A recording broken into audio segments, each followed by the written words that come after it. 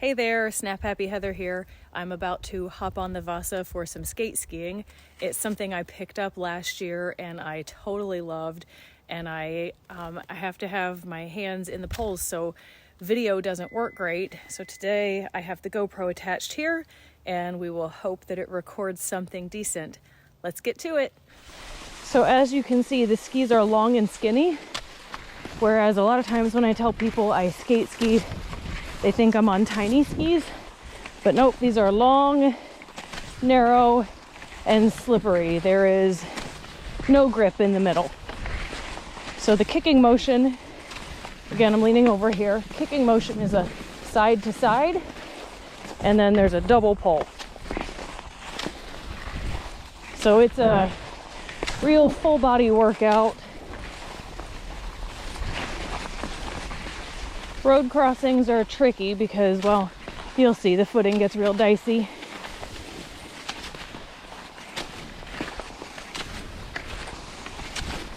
Okay, so I have repositioned the camera. I'm not actually bent over, but I thought this way you could see the skating motion better.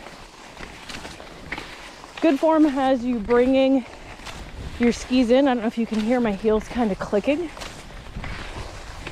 You don't necessarily aim for that, but you want to bring your legs in for each kick. And you can see that it's quite a balance workout.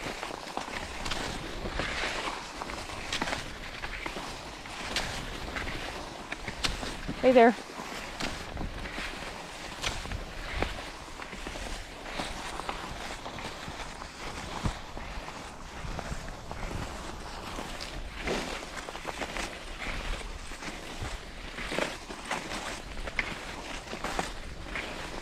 You can skate along without using your poles. You can also just pole along. It's also okay if you were to step over in the tracks and pole along. For the uninitiated, those tracks are what the classic style skiers ski in. And if you've ever thought of cross-country skiing before and didn't know what I was doing, you probably were picturing classic skiing.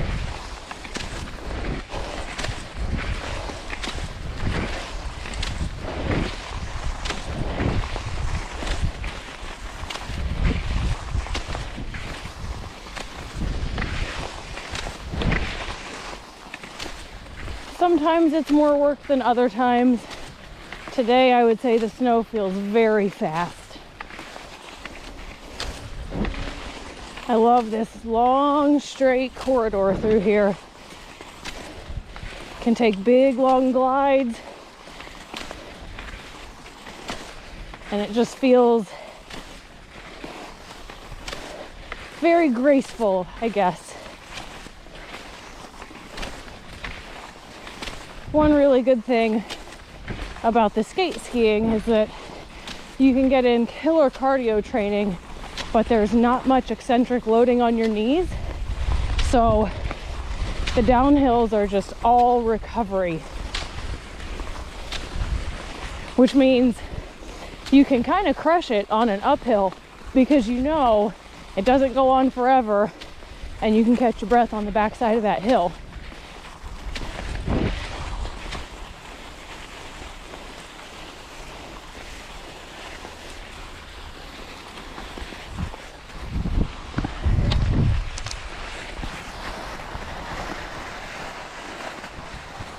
All right, I've adjusted the angle back downwards because I'm headed on a downhill, and this shit's scary, guys. I mean, maybe not if you grew up doing it or grew up skiing, but I grew up in Southern Ohio and I didn't. These skis do not have a metal edge, so the snow plowing you see me doing is only marginally effective, and you can see my skis just kind of skittering all over. I don't fall that often anymore. I did fall once during my 100K. It was a very slow fall on a downhill. Totally my fault, totally avoidable, and totally not a big deal. I'm almost to the bottom here, but what I was gonna say is If I fall down, I guess I'll show you how to get back up. All right, gonna straighten them out. Woo! I made it. All right, gonna adjust the camera on the fly. Hopefully that's good. And now we climb. Skiing with the sun at my back. So I'll give you a nice shot of my shadow so you can see kind of the movement.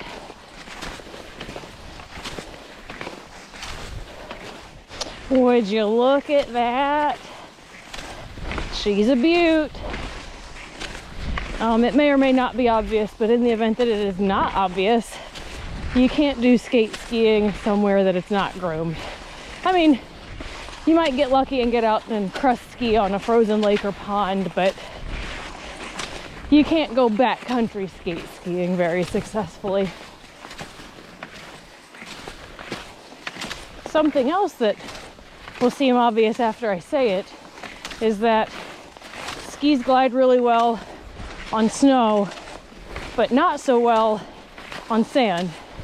And so if you come to any thin patches, you really have to pick your way through them carefully and try not to get one ski or two skis in the sand, because you can imagine you get one ski in the sand and it goes slow and you fall over. So picking my way through.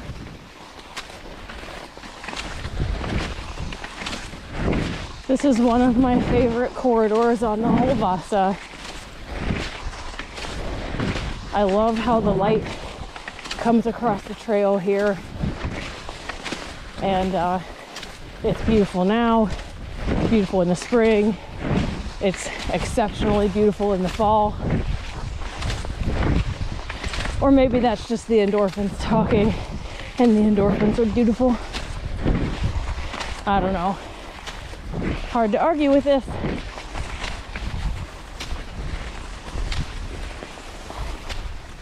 I climbed this one earlier after the downhill and I survived, so I'm gonna take you the whole way this time and you can hear me huff and puff up the hill on the other side.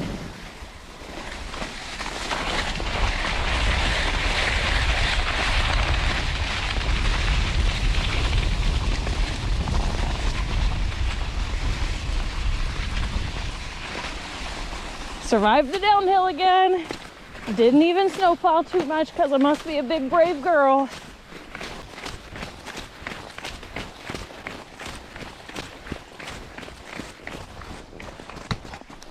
Oh, camera adjustment.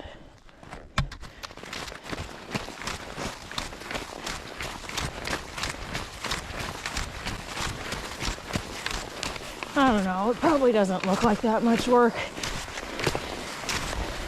It is.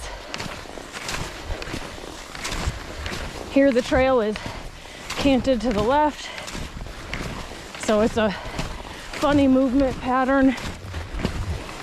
Digging in, popping up with my glutes, using my lats to push through, and the triceps to get a full extension behind me. And talking doesn't make this easier. Oh, getting there.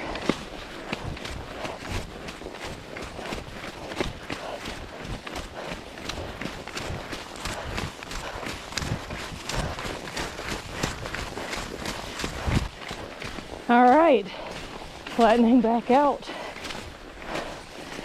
Whew.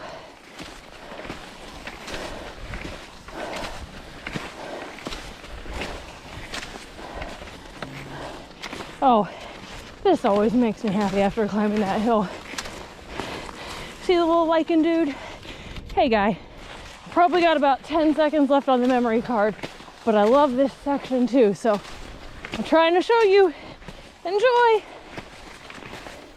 Alright, well I didn't get to bring you with me on my 100K ski, but that's 25K out. The GoPro did run out of space. I tried to think of questions and answer them along the way, but if you have more questions, thoughts, or comments, you know what to do, and I will get back to you with all of the expertise 13 months of this sport I can muster. Thanks for joining, and I'll see you next time. Oh, that's a frozen face. Bye.